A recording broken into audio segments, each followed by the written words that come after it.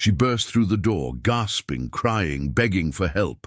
A 14-year-old girl in a place no civilian should ever enter, a biker clubhouse. The man behind the counter looked at her trembling body, then at the shadow approaching outside, and whispered 5 words that changed everything. "Pretend I'm your dad. Now." If this story touches your heart, please leave a like and tell us in the comments about someone who protected you when you needed it most. Your engagement helps us bring more powerful stories to your screen. Run. That was the only word in Sophie Mitchell's mind as her sneakers pounded the cracked pavement of Thornwood's industrial district. Run. Don't stop. Don't look back. Just run. But she could hear him behind her, his footsteps, his breathing, getting closer with every second. 3 blocks ago, she had been walking home from her shift at the ice cream shop, a normal Tuesday evening. The sun was setting, painting the sky in shades of orange and pink. She had her earbuds in, listening to music, thinking about the history test she had tomorrow. Then the white van had slowed beside her. At first, she ignored it, kept walking, but the van followed, and when she glanced over, the driver smiled at her, a cold, hungry smile that made her stomach turn to ice. She walked faster. The van sped up. She turned down a side street. The van followed. Then it stopped, and the man got out. Sophie ran. She was 14 years old, a freshman at Thornwood High, 5'2" and barely 100 pounds. The man chasing her was at least 6 feet tall, muscular, with dead eyes that promised terrible things. She had screamed for help twice. A woman walking her dog had looked up, seen the man chasing a teenage girl, and quickly crossed to the other side of the street. A man in a business suit had pretended not to hear, walking faster toward his car. Nobody helped.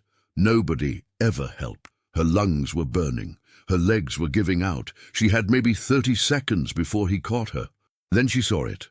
A building with motorcycles parked outside, lights on inside, a sign that read, "Iron Reapers MC, members only." Sophie knew what that meant. Everyone in Thornwood knew. The Iron Reapers were the local motorcycle club, dangerous men with tattoos and criminal records. The kind of men parents warned their daughters to stay away from, but the man behind her was worse. She knew it in her bones. She burst through the door. The interior was dim, smelling of motor oil and cigarette smoke. Motorcycle parts covered workbenches. Posters of bikes and rock bands lined the walls. And behind a counter, working on an engine with grease-covered hands, stood a man who looked like death itself. He was in his late 50s, with a shaved head, a grey beard, and arms covered in faded tattoos. A leather vest displayed patches she didn't understand. His eyes were pale blue and cold as a winter sky. Sophie froze. For one terrible moment, she thought she had escaped one monster only to find another. Then the door behind her crashed open. The man from the van stood in the doorway, breathing hard, his face twisted with rage. He was wearing a polo shirt and khaki pants, looking like someone's accountant or middle manager. Normal, respectable, except for those dead eyes. "There you are," he said, his voice eerily calm. "Sweetie, you shouldn't run from Daddy like that. You scared me." Sophie's blood went cold. He was playing a role, pretending to be her father, counting on the biker to not get involved in a family matter. She opened her mouth to scream, to explain, to beg, but before she could speak, the biker moved. He stepped around the counter with surprising speed for a man his size, positioning himself between Sophie and the stranger. His massive frame blocked the doorway completely. "Help me," Sophie whispered, her voice cracking. "He's not my dad. He's been chasing me. Please, please help me." The biker didn't take his eyes off the man in the doorway, but he reached back with one hand and gently pushed Sophie behind him. Then he leaned down and whispered something only she could hear. "You're in danger. Pretend I'm your dad, now." Sophie's heart hammered against her ribs. She didn't understand, but something in his voice made her trust him. The biker straightened up and faced the stranger with a cold smile. "Sorry, friend. Think you've got the wrong kid. This is my daughter, Sophie. Just got here from her mum's place." "Isn't that right, sweetheart?" Sophie found her voice. Yes. Hi, Dad." The stranger's smile flickered. His eyes darted between Sophie and the biker, calculating. There must be some mistake. That's my daughter. She's confused. She has episodes. That's so? The biker crossed his arms. What's her birthday? Silence. What school does she go to? More silence. What's her middle name? The stranger's mask slipped, just for a second, but it was enough. I don't have to explain myself to you, he snapped. Give me the girl, and nobody gets hurt. The biker laughed. It was not a pleasant sound. Son, you just walked into the Iron Reaper's clubhouse and threatened a member's child. Do you have any idea what that means? He reached behind the counter and produced a shotgun. The click of the safety being released echoed through the room like thunder. It means you've got about 5 seconds to get off our property before I redecorate this wall with your insides. The stranger's face contorted with fury, but he wasn't stupid. He was outnumbered, outgunned, and standing in enemy territory. This isn't over, he hissed. Yeah, it is. 5, 4, 3. The stranger turned and ran. Seconds later, the white van's engine roared to life and tires squealed as it disappeared into the night. The biker lowered the shotgun. Then he turned to Sophie, and his entire demeanor changed. The cold killer vanished, replaced by something almost gentle. You okay, kid? Sophie burst into tears. She couldn't help it. The fear, the adrenaline, the overwhelming relief crashed over her like a wave. She stood there sobbing, while a man she'd been taught to fear handed her a clean shop rag to wipe her face. I'm Jack, he said quietly. Jack Dawson. Most people call me Reaper. What's your real name, sweetheart? Sophie. Sophie Mitchell. I was walking home from work and he started following me, and nobody would help and I didn't know where to go. You did good coming here. Real good. Jack pulled out his phone. I'm going to call some of my brothers, and we're going to figure out who that bastard is. But first, he looked at her with those pale blue eyes, and Sophie saw something she hadn't expected. Pain. Old deep pain that had never fully healed. First, I need you to tell me everything, from the beginning. Can you do that? Sophie nodded. She didn't know it yet, but walking through that door had just changed both their lives forever. And somewhere in the darkness outside, the man in the white van was making a phone call of his own. We have a problem. She got away, found shelter with the Iron Reapers. The voice on the other end was cold as ice. Then, we'll have to handle the Iron Reapers too. Within 20 minutes, the Iron Reapers clubhouse had transformed into a command center. 6 bikers had arrived, summoned by Jack's urgent calls. They sat around a battered wooden table, listening as Sophie recounted her terrifying experience.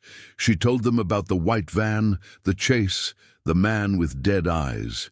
She told them about the people who had looked away, about running until her lungs burned. And she told them about the words the man had spoken through the van window before she bolted. You'll do nicely. The client likes them young. The room went dead silent. Client? Repeated a massive biker named Gunner, his voice barely above a whisper. He said, client. Jack's hands tightened into fists. This wasn't random. This was a hunt. Sophie looked around the table, confused. What do you mean? I don't understand. The oldest biker at the table, a weathered man in his 60s called Priest, leaned forward. His voice was gentle despite his fearsome appearance. Sophie, what you walked into tonight. That man wasn't a random predator. The way he operated, the words he used, this sounds organized, professional. Professional? Sophie's voice cracked. Professional at what? Nobody wanted to answer. Finally, Jack spoke. There are people out there who hunt kids, hunt them like animals, then they sell them to the highest bidder. He met her eyes, not sugarcoating the truth. You were being recruited, Sophie, for something no child should ever experience. Sophie felt like the floor had dropped out beneath her. Her stomach lurched. She thought about the man's smile, the way he had looked at her like she was merchandise. But I got away. I'm safe now, right? The bikers exchanged looks. You're safe in this building, Jack said carefully, but that man saw you come in here. He knows where you are, and if he's part of what we think he's part of. They don't give up, Gunner finished. Not when they've already marked a target. Sophie started trembling again. So what do I do? What happens now? Jack stood up and walked to the window, peering out at the dark street. First, we call your parents. They need to know you're safe. Then, I can't. Sophie's voice was small. My mom works night shifts at the hospital. My dad left when I was 6.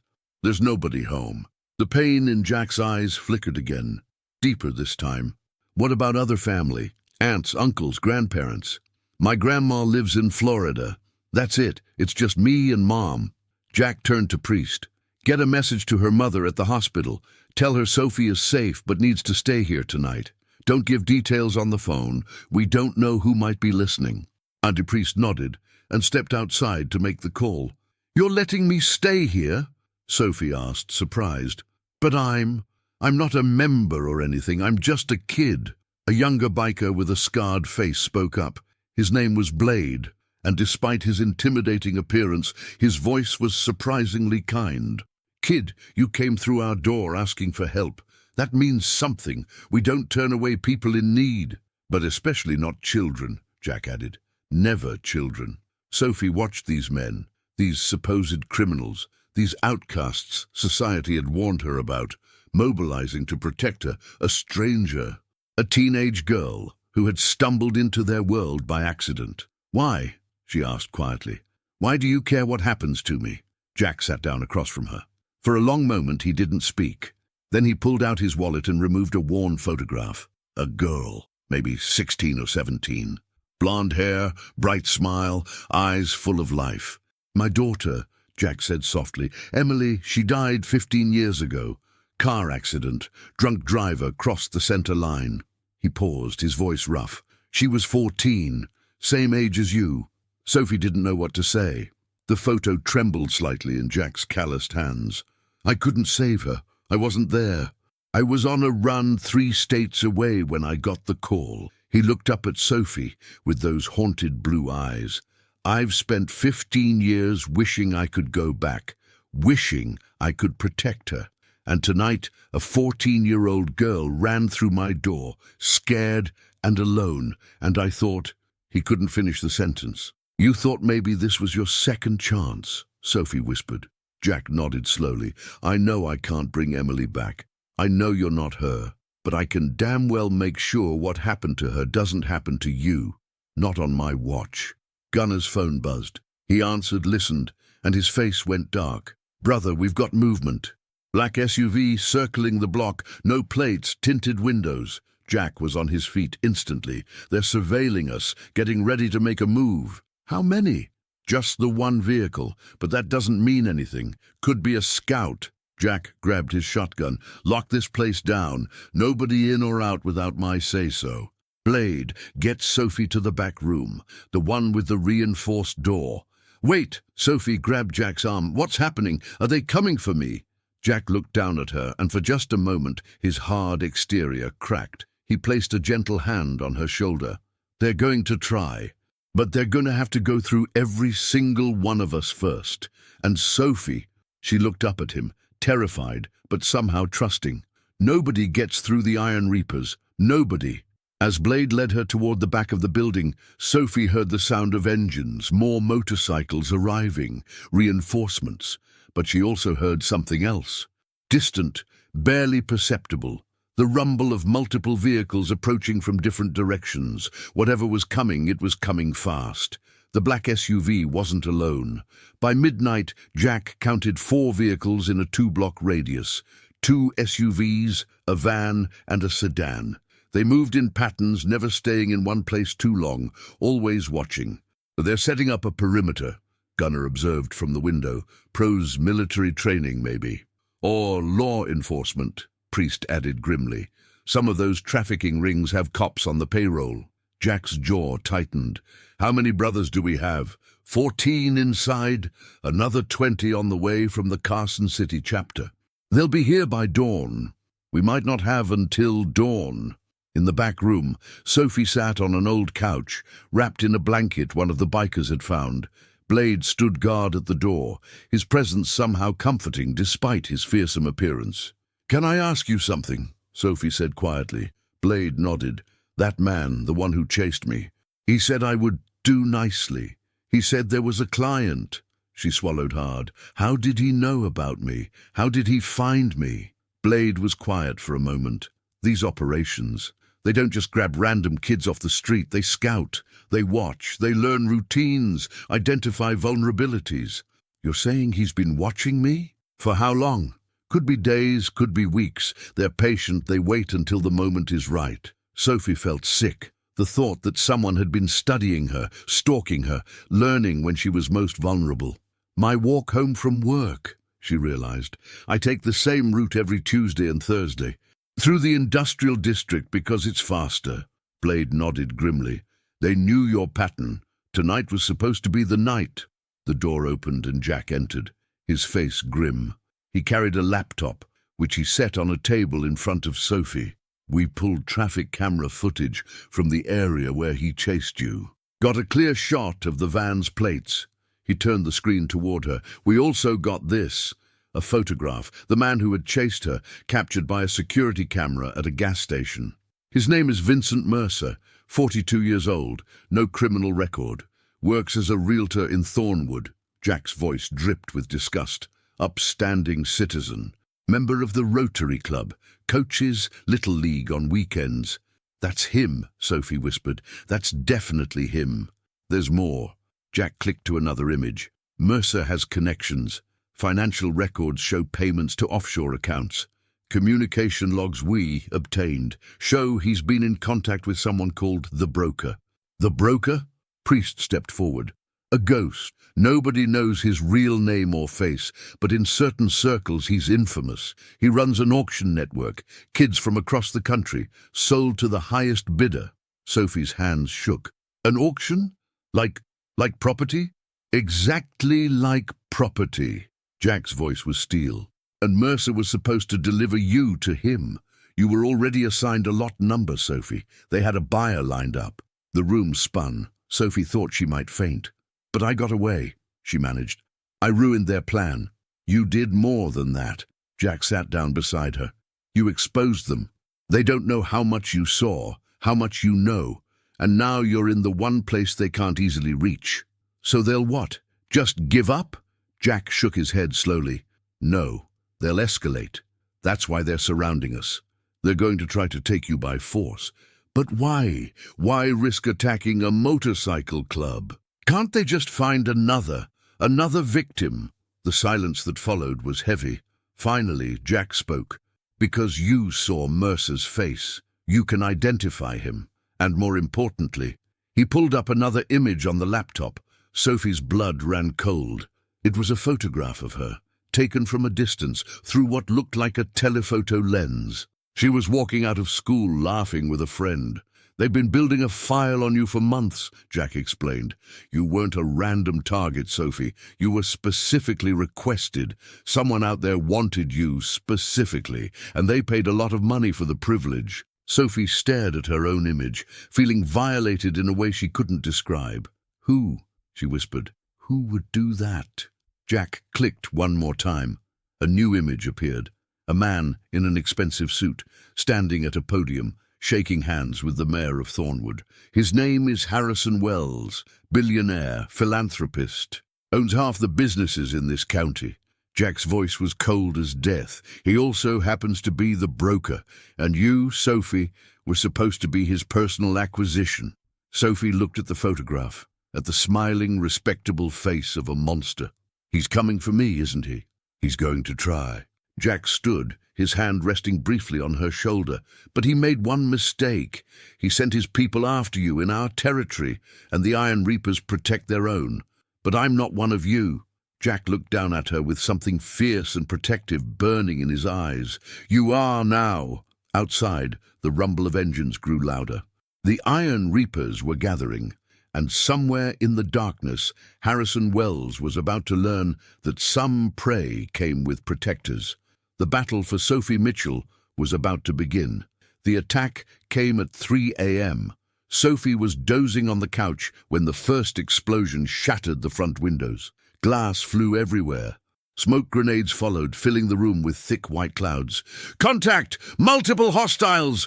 Gunner's voice roared through the chaos. Jack grabbed Sophie and pulled her down behind an overturned table. "Stay low! Don't move!" Gunfire erupted from all directions. The Iron Reapers returned fire, their shots disciplined despite the confusion. Sophie covered her ears, her heart pounding so hard she thought it might explode. Through the smoke she saw shadows moving, men in tactical gear, faces covered, moving like soldiers. These weren't street thugs. These were professionals. "They're breaching the back!" Blade shouted. Jack made a split-second decision. "Priest, Gunner, hold the front. Blade, with me. We're getting Sophie out through the tunnel." "Tunnel?" Sophie didn't have time to ask. Jack pulled her to her feet and half-carried her toward the back of the building. Blade covered their retreat, his weapon barking at anyone who got too close. They reached a storage room filled with motorcycle parts. Jack kicked aside a heavy floor mat, revealing a trapdoor. "Old Prohibition tunnel," he explained, yanking it open. "Leads to the warehouse 3 blocks east. Go." Sophie descended into darkness, Jack right behind her. Blade stayed at the top, still firing. "Go, brother, I'll hold them." "Blade, go!" Jack grabbed Sophie's hand and ran. The tunnel was narrow, damp, barely lit by emergency lights. Their footsteps echoed off concrete walls. Behind them, Sophie heard Blade's gunfire suddenly stop, then a single shot, then silence. Jack's grip on her hand tightened, but he didn't slow down. They emerged in a dusty warehouse filled with abandoned machinery. Jack led her to a corner where a motorcycle waited, covered by a tarp. "Emergency bike," he explained, throwing off the cover. "Always keep one stashed." He climbed on and pulled Sophie up behind him. "Hold tight. Don't let go no matter what." The engine roared to life. They burst through a side door and into the night. The streets were chaos, police sirens in the distance, gunfire still echoing from the clubhouse, black SUVs patrolling every corner. Jack weaved through alleys and back streets, his decades of experience guiding them through impossible gaps. Sophie clung to him, her face pressed against his leather vest, praying they would make it. After 20 minutes of evasive driving, Jack pulled into an underground parking garage beneath an apartment building. He killed the engine and helped Sophie off. "Safe house," he said quietly. "Only 3 people know about this place, and 2 of them are dead." The apartment was small but clean. Jack locked the door, checked the windows, then finally allowed himself to breathe. "You okay, kid?" Sophie was shaking. "Blade, is he?" Jack's face was stone. "Blade knew the risks. We all do. He stayed behind so we could get out. He died for me. He died protecting an innocent. That's what we do. That's who we are." Sophie sank onto a worn couch, tears streaming down her face. A man she barely knew had given his life to save hers. How was she supposed to live with that? Jack sat beside her, his massive frame somehow comforting. "Listen to me, Sophie. What happened tonight, that's not on you. That's on the men who attacked us. That's on Harrison Wells. Blade made his choice and he made it proud. But why? Why would he die for someone he just met?" Jack was quiet for a long moment. Then he spoke. "When I lost Emily, I wanted to die. Spent 2 years drinking myself into the ground. Nearly put a bullet in my own head more than once." He paused. "The club saved me, gave me a reason to keep going. They became my family." He looked at Sophie with those haunted blue eyes. "We're not good men, Sophie. We've done things that would make you sick. But there's a line we don't cross. We don't hurt innocents. We don't prey on the weak. And we never ever let a child come to harm if we can stop it. Even if it costs your lives, especially then, because that's the only way men like us find redemption." Sophie wiped her tears. Outside, sirens continued to wail. "What happens now?" Jack pulled out his phone. "Now we end this. Harrison Wells thinks he can buy anything. People, cops, politicians, but he can't buy us. And he made a fatal mistake tonight." "What mistake?" Jack's smile was cold as winter. "He killed one of my brothers. Now I'm going to burn his entire empire to the ground." By dawn, the full scope of the disaster became clear. 3 Iron Reapers had died defending the clubhouse. Blade, a prospect named Tommy, and Old Red, who had been with the club since its founding. 7 others were wounded. The clubhouse itself was destroyed, but the attackers had paid a heavier price. 11 of Harrison Wells's mercenaries were dead or captured, and one of them was talking. Jack met with Detective Maria Santos in a neutral location, a diner on the outskirts of town. Santos was one of the few cops in Thornwood not on Wells's payroll. She had been investigating him for years, always hitting dead ends. "The mercenary gave us everything," Santos said, sliding a folder across the table. "Names, dates, locations. Wells has been running this operation for over a decade, dozens of children, sold to wealthy predators across the globe." Jack opened the folder. The contents made his stomach turn. Photos, transaction records, a ledger of human beings treated like inventory. "Why now?" he asked. "Why is this guy suddenly talking?" "Because Wells tried to have him killed in custody, sent a dirty cop to finish the job." Santos smiled grimly. "The cop is in federal custody now, and our witness is very motivated to cooperate." "What about Sophie? Is she safe?" "Safer than she was. We've got federal marshals involved now. Wells can't touch her without exposing himself completely." Santos leaned forward. "But here's the thing, Jack. We need her testimony. She's the only victim who got away, the only one who can identify Vincent Mercer and connect him directly to Wells. She's 14 years old. You want to put her on the stand against a billionaire with unlimited resources? I want to put a monster in prison. And yes, it will be hard. But Sophie is stronger than you think. I've seen it." Jack thought about the girl who had run 3 blocks with a predator on her heels.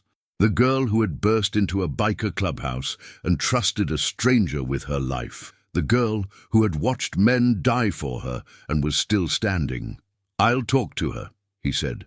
"But it's her choice, not mine, not yours." That evening, Jack returned to the safe house with news. Sophie listened as he explained everything: the captured mercenary, the evidence against Wells, the federal investigation, and the request for her testimony. "They need me to testify?" Sophie asked quietly. "They want you to. But Sophie, you don't have to. We can keep you hidden, get you out of the state, give you a new identity. Wells will eventually go down with or without your testimony, but it would be faster with me." "Yes." Sophie was quiet for a long time. She walked to the window and looked out at the city lights. "Blade died for me. Tommy and Red died for me. Men I never met gave their lives so I could survive." She turned to face Jack. "If I hide, if I run away, their deaths mean nothing. Wells keeps doing what he does. More kids get taken, more families get destroyed. Sophie, you're 14. Nobody expects you to carry this weight." "Maybe not, but I'm carrying it anyway." She straightened her shoulders. "I'll testify. I'll tell them everything. And I'll look Harrison Wells in the eye when I do it." Jack studied her for a long moment. Then he nodded slowly. "You've got more courage than most grown men I know. I learned from watching you." For the first time since this nightmare began, Jack Dawson smiled. "Let's go take down a monster." The trial of Harrison Wells became the biggest news story in the country. For 3 weeks, witness after witness took the stand. Survivors who had escaped, parents who had lost children, law enforcement officials who had been bought and later turned. The evidence was overwhelming, damning, impossible to deny. But the moment everyone waited for came on the trial's final day.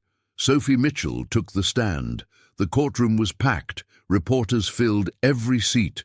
Camera crews lined the walls.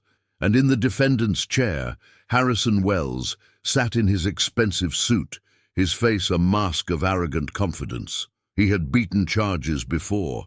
He had destroyed witnesses before. He believed he would do it again. Sophie walked to the witness stand with her head high. She wore a simple blue dress, her hair pulled back, looking every bit the innocent child she was. But her eyes told a different story. Those eyes had seen monsters, and they were not afraid. "Miss Mitchell," the prosecutor began, "can you tell the court what happened on the evening of October 15th? Sophie described everything: the white van, the chase, the man with dead eyes. running until she couldn't breathe, finding refuge with the Iron Reapers. And when you entered the motorcycle club, what happened next? A man named Jack Dawson protected me. He pretended to be my father, to confuse my attacker. Then he and his club kept me safe, while the men who wanted to take me tried to kill us all. Objection, Wells's lawyer interrupted. The witness is characterizing. Overruled. Continue, Miss Mitchell.